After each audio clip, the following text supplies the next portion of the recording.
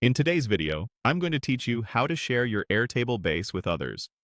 By the end, you'll know exactly how to invite collaborators securely and choose the right level of access for each person.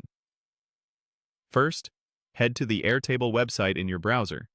If you aren't already signed in, log into your account so you can access your workspaces and bases. Make sure you're in the correct workspace if you have more than one, so you don't accidentally share the wrong content. Next, open the base you want to share. Take a moment to confirm you've selected the right base, especially if you manage several with similar names. It's helpful to glance at a few key tables or views inside to be sure you're in the correct place. Now look for the Share button, typically in the upper right corner of the screen. Click it to open the Sharing panel. This panel is where you can invite individuals directly or create a link to share with a broader audience. To invite someone by email, type their address into the field provided. Double-check spelling. Small typos can send access to the wrong person. If your organization uses specific work emails, use those to keep permissions easy to manage. Before sending the invite, choose the correct permission level. Viewer is the safest choice when someone only needs to look at data without changing anything.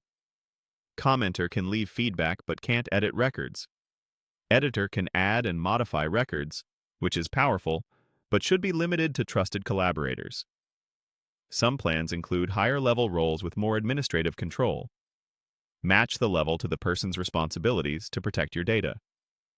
When everything looks right, click Send Invite.